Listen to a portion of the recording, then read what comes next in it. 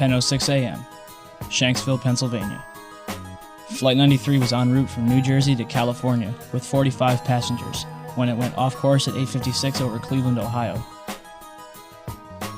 According to the official story, Flight 93 was headed for the White House when it was overpowered by a group of passengers and crashed in Shanksville, Pennsylvania.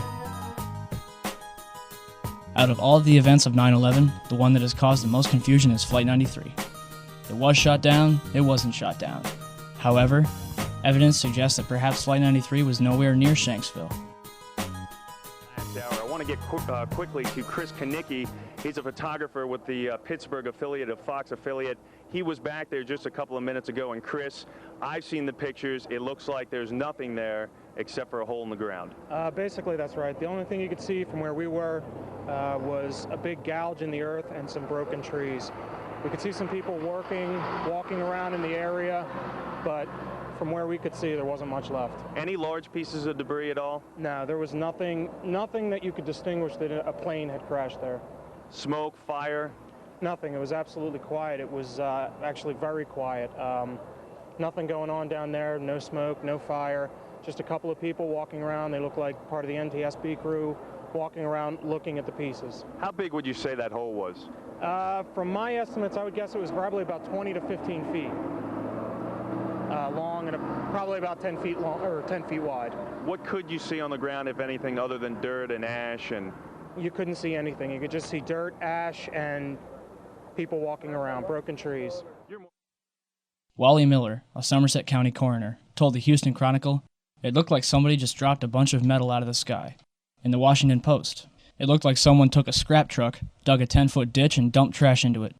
And as for the passengers, "I stopped being coroner after about 20 minutes because there were no bodies there." In the Pittsburgh Review, "I have not, to this day, seen a single drop of blood. Not a drop." It would seem that, on one day, for the second time in history, an entire plane, along with its passengers, disappeared upon impact. There are no signs of any survivors at the site of a Nigerian plane crash. That is the word from the Red Cross, which has a representative on site. The first pictures of the crash scene show a large crater with the Boeing 737 broken into small pieces. The plane crashed shortly after taking off from Lagos in a heavy storm. The flight was going to the Nigerian capital of Abuja and was believed to be carrying some senior Nigerian officials. So if Flight 93 didn't go down in Shanksville, then where? You ready for this? Cleveland. At 11:43 on September 11th, WCPO, a local TV station in Cincinnati, Ohio, reported that 2 planes landed at Cleveland Hopkins Airport due to a bomb threat. United Airlines identified one of the planes as Flight 93. Are you confused? Well, it gets better. Check it out. At approximately 10 a.m., Cleveland Hopkins Airport was evacuated amidst rumors that a hijacked plane was going to land. Passengers had to leave, but couldn't drive. They had to walk or hitchhike. Buses weren't allowed to leave. People were sent home.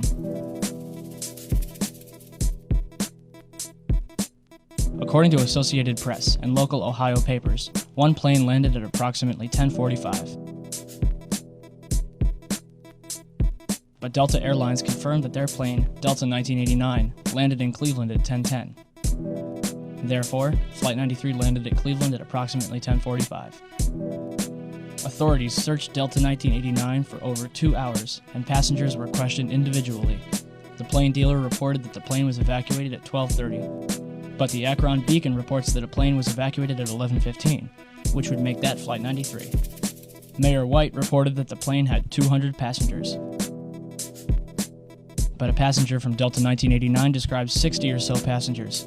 So at 11:15, 200 or so passengers were released from Flight 93. The passenger from Delta 1989 states that she was taken into FAA headquarters.